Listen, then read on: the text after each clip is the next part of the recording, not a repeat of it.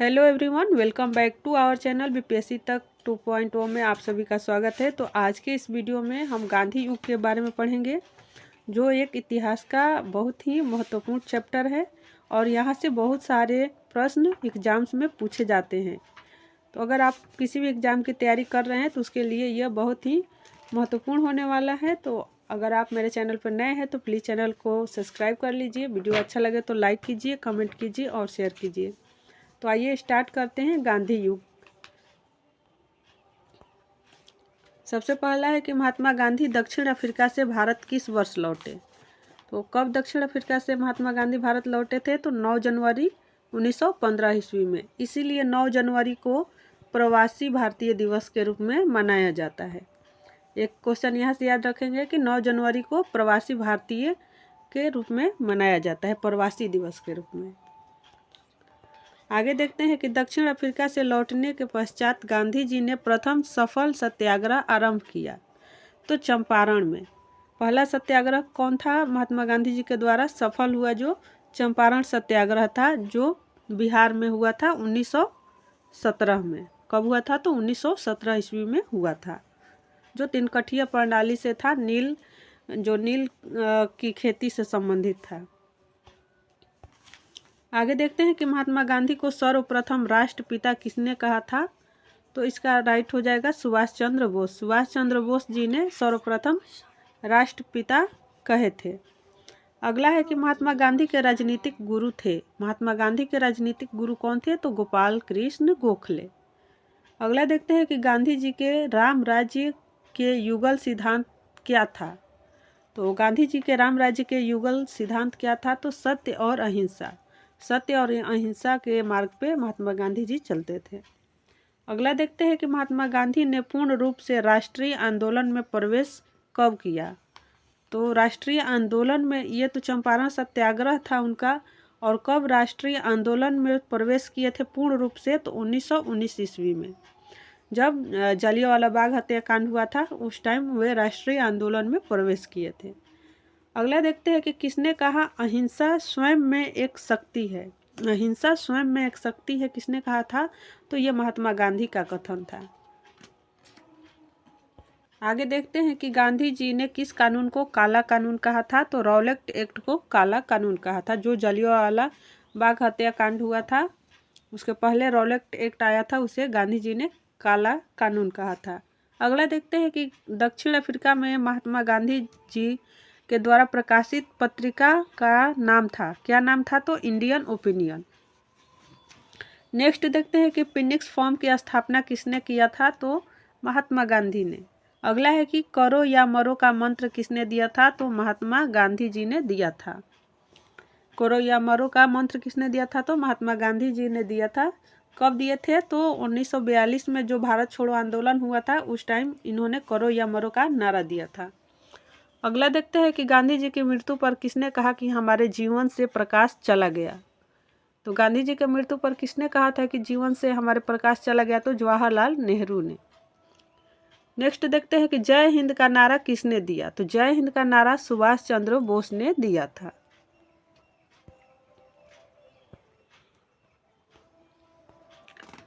आगे देखते हैं कि किस वर्ष मुस्लिम लीग ने एक पृथक राष्ट्र का संकल्प पाकिस्तान प्रस्ताव स्वीकार किया गया था।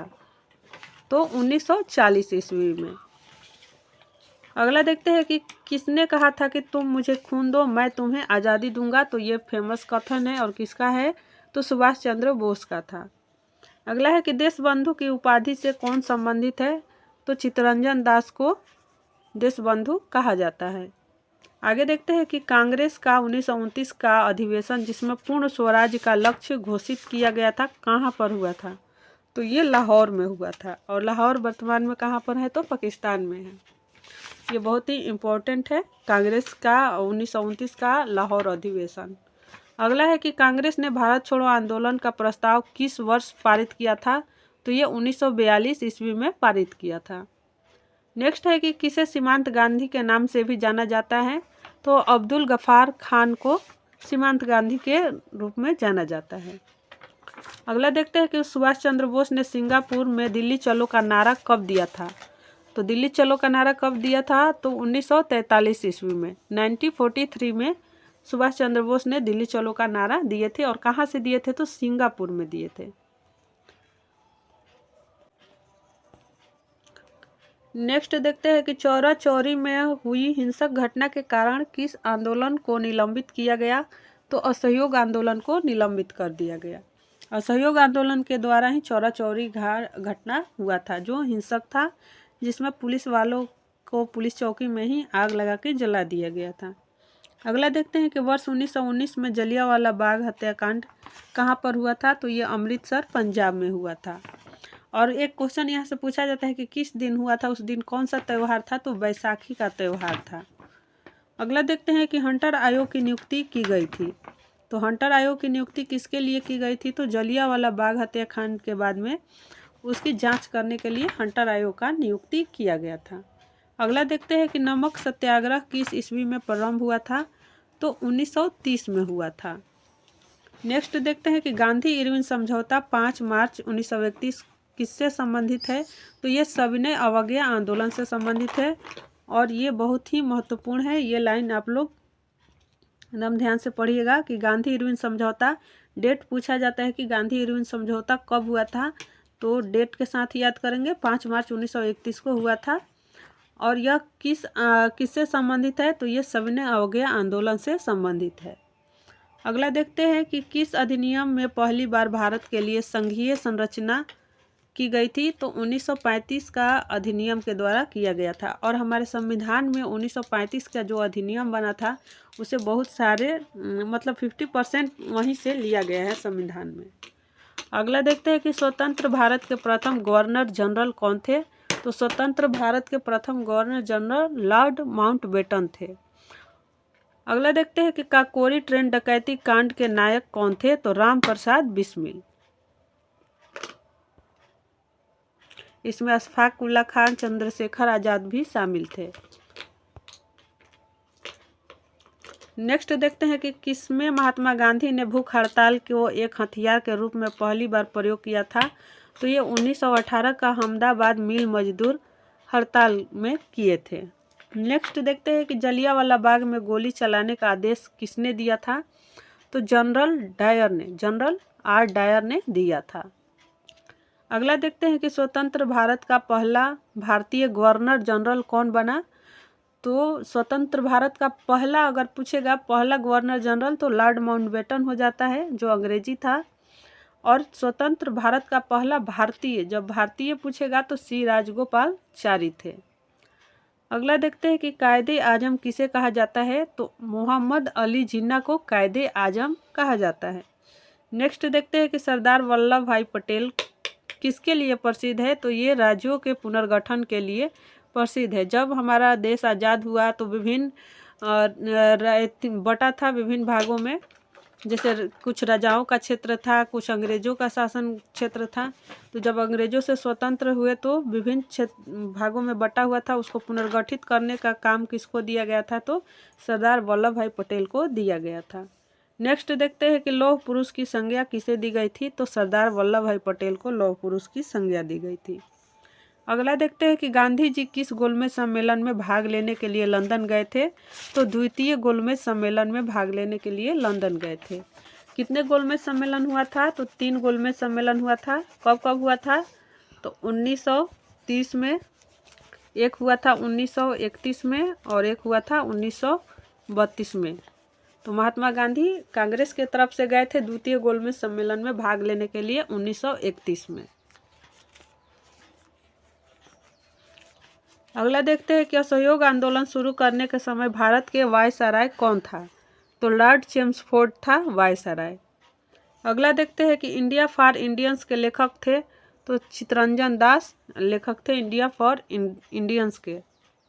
अगला है कि माइकल ओ डायर की हत्या किसने की थी? तो ऊधम सिंह ने माइकल ओ डायर की हत्या की थी। अगला देखते हैं कि साइमन कमीशन का भारत आगमन कब हुआ था? तो 1928 में। इसका गठन कब हुआ था? तो 1927 में गठन हुआ था। और भारत कब पहुंचा? तो 1928 में पहुंचा। और यहीं से बीपीएससी TRE 3 में क्वेश्चन पूछा गया था कि 1928 में तो पहुंचा था, लेकिन डेट के साथ पूछा था, मंथ के साथ, कि कब पहुंचा था। तो 1928 नवंबर में पहुंचा था। अगला देखते हैं कि सारे जहां से अच्छा हिंदुस्तान हमारा के रचनाकार है तो मोहम्मद इकबाल, इनका नाम पूरा है कि मोहम्मद इकबाल। अगला देखते हैं कि दीनबंधु के नाम से कौन विख्यात है तो C.F. एंड्रूज, और ये क्वेश्चन पूछा हुआ है, आप लोग ध्यान से देखेंगे। ये क्वेश्चन पूछा गया था कि दीनबंधु के नाम से कौन विख्यात था तो C.F. एंड्रूज। और एक होता है कि देश बंधु किसे कहा जाता है तो चित्तरंजन दास को देश बंधु का उपाधि दिया गया है, और यहाँ दीन बंधु के नाम से कौन विख्यात था तो C.F. एंड्रूज। अगला देखते हैं कि दांडी यात्रा में गांधी जी ने कितनी दूरी तय करके नमक कानून का विरोध किया था तो 385 किलोमीटर की दूरी विरोध किया था नमक कानून का। नेक्स्ट देखते हैं कि वर्ष 1919 में पंजाब में हुए क्रूर अत्याचारों के विरोध स्वरूप ब्रिटिश सरकार से प्राप्त सर की उपाधि किसने लौटा दी थी तो रविंद्रनाथ टैगोर ने सर की उपाधि लौटा दी थी, और महात्मा गांधी ने महात्मा की उपाधि केसरे हिंद की उपाधि को त्याग दिया था। अगला देखते हैं कि जलियांवाला बाग के नरसंहार के समय भारत का वायसराय कौन था तो जलियांवाला बाग हत्याकांड जब हुआ था उस टाइम भारत का वायसराय कौन था तो लॉर्ड चेम्सफोर्ड उस टाइम भारत का वायसराय था। अगला देखते हैं कि डिस्कवरी ऑफ इंडिया के लेखक कौन है तो Jawaharlal Nehru. Discovery of India, Bharat का खोज के लेखक कौन है तो जवाहरलाल नेहरू। अगला देखते हैं कि 1923 में चित्तरंजन दास एवं मोतीलाल नेहरू ने कहां पर स्वराज पार्टी की स्थापना की थी तो ये इलाहाबाद में किए थे। अगला देखते हैं कि चौरा चौरी कहाँ स्थित है तो चौरा चौरी गोरखपुर में स्थित है, और ये चौरा चौरी हत्याकांड किस आंदोलन के तहत हुआ था तो असहयोग आंदोलन के दौरान चौरा चौरी हत्याकांड हुआ था, और ये कहाँ है चौरा चौरी स्थान तो गोरखपुर में, उत्तर प्रदेश गोरखपुर में है। अगला देखते हैं कि किसने कहा कि मध्य रात्रि के टकोर पर जब संसार सोता है भारत अपने जीवन का स्वतंत्रता के लिए जाग उठेगा तो ये कथन किसका है तो जवाहरलाल नेहरू का।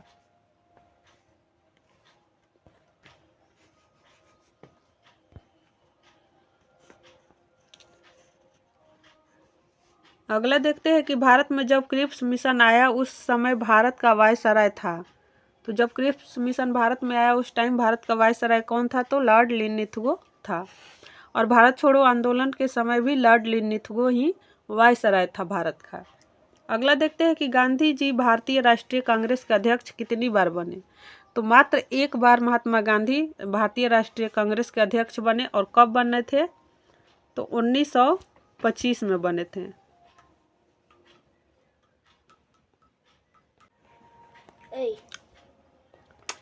अगला देखते हैं कि गांधी जी भारतीय राष्ट्रीय कांग्रेस के अध्यक्ष कितनी बार बने थे तो मात्र एक बार महात्मा गांधी भारतीय राष्ट्रीय कांग्रेस के अध्यक्ष बने थे, और कब बने थे तो 1924 में बेलगाम अधिवेशन में। बेलगाम अधिवेशन में कांग्रेस की अध्यक्षता किए थे। नेक्स्ट देखते हैं कि इनकलाब जिंदाबाद का नारा किसने दिया तो भगत सिंह ने। अगला देखते हैं कि भारत की आज़ादी के समय कांग्रेस के अध्यक्ष कौन थे तो जीवी कृपलानी। कौन थे तो जीवी कृपलानी थे। नेक्स्ट देखते हैं कि भारत एवं पाकिस्तान के बीच सीमांकन किसने किया था तो सर सिरिल रेडक्लिफ ने किया था।